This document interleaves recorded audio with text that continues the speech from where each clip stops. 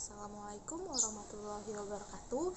Kami dari kelompok 4 akan melakukan sebuah evaluasi dari informasi yang ada di internet. Nah, sebelum itu perkenalkan, nama saya Anggraini Kusmawangi, NPM 1906081008. Dan ini teman saya. Hai, saya Heri Pratama Sanjaya, NPM 1906081013. Halo, perkenalkan nama saya Rizka Steningrum, NPM 1906081037. Nah, di sini kami telah menemukan berita dari internet yang berjudul 8 informasi keliru tentang vaksin COVID-19. Nah, setelah itu kami akan melakukan evaluasi dari berita tersebut. Eits, tunggu dulu. Kita harus tahu nih, gimana sih cara evaluasinya? Nah, ternyata ada beberapa cara loh untuk melakukan evaluasi. Yang pertama, cek relevansinya. Yang kedua, cek otoritas sumbernya. Yang ketiga, cek kemutahirannya. Yang keempat, cek objektivitasnya. Dan yang kelima, cek akurasinya. Nah, udah tahu kan gimana caranya? Nah, untuk lebih jelasnya, evaluasi berita yang telah kita dapat akan disampaikan oleh Rizka. Cara evaluasi. Di sini cara evaluasi terbagi menjadi 5, yaitu yang pertama ada cek relevansinya, yang kedua cek otoritas sumbernya, yang ketiga cek kemutahiran, yang keempat cek objektivitasnya, yang kelima cek akurasinya. Cek relevansi. Sudah banyak ilmuwan yang mengatakan bahwa vaksinasi adalah upaya paling efektif untuk menghentikan krisis akibat pandemi COVID-19. Namun, di Indonesia, banyaknya informasi yang hoaks menyebar di kalangan masyarakat tentang vaksin yang membuat terhambatnya proses vaksinasi di Indonesia. Adapun 8 informasi tersebut adalah: yang pertama, vaksin tak perlu diberikan bagi orang yang pernah terinfeksi COVID-19. Yang kedua, sebabkan kemandulan pada perempuan. Yang ketiga, vaksin membuat orang positif COVID-19. Yang keempat, vaksin COVID-19 dapat mengubah DNA. Yang kelima, vaksin tidak aman karena dibuat sangat cepat. Yang keenam, vaksin COVID-19 mengandung chip. Yang ketujuh, vaksin COVID-19 disebabkan lamban berpikir dan susah menghafal. Yang kedelapan, vaksin COVID-19 sebabkan kematian dini. Yang kedua, cek otoritas. Berita ini kami dapat dari kompas.com dengan penulisnya yaitu Muhammad Syahrial dan editornya Muhammad Syahrial pula. Kompas telah meyakini bahwa mereka menyampaikan berita yang dapat dipercaya. Yang ketiga, cek kemutahiran.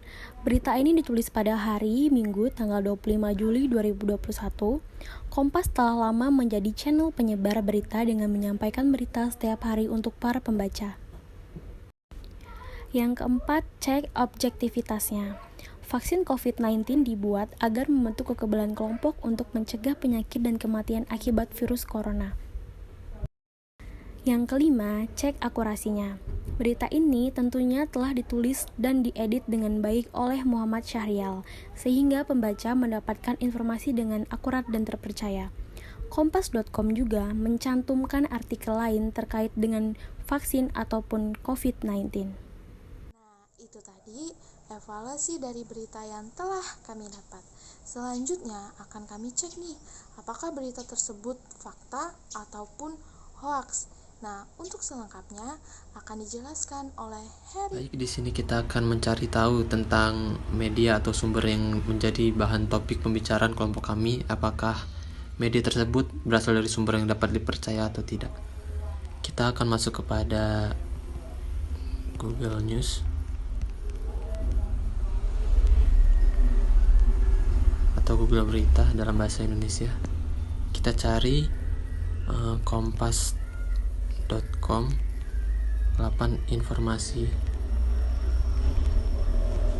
keliru tentang vaksin COVID-19.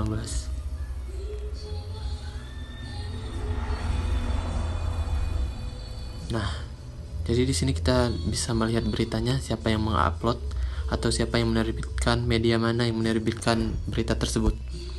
Bisa kita lihat di sini berita yang kita angkat adalah 8 informasi keliru tentang vaksin COVID-19 berasal dari kompas.com.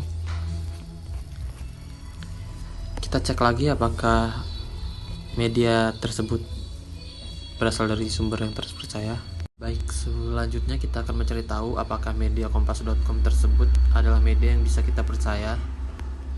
Kita akan membuka kompas.com about us atau tentang kompas.com. Kita pencet yang paling atas. Nah, ini dia logo yang tadi kita lihat ya, kompas.com. Di sini ada about kompas.com atau sejarah singkatnya. Pertama didirikan pada 14 September 1995.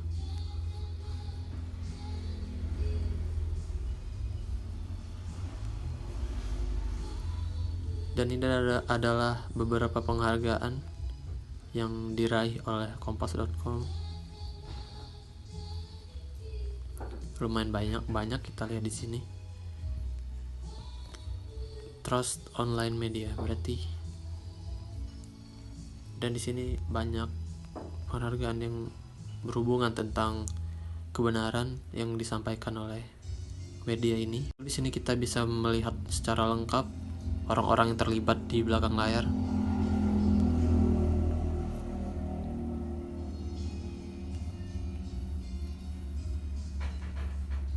Jadi dilihat dari semua yang ada di sini about us kompas.com, bisa kita simpulkan media kompas.com ini adalah salah satu media yang bisa kita percaya atau penerbit berita yang valid. Itulah tadi rangkaian dari evaluasi maupun pengecekan dari berita yang terdapat di internet.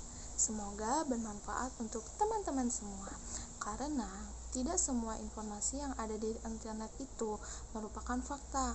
Maka dari itu kita harus pintar memilih informasi yang kita dapatkan. Terima kasih telah menonton. See you, bye-bye.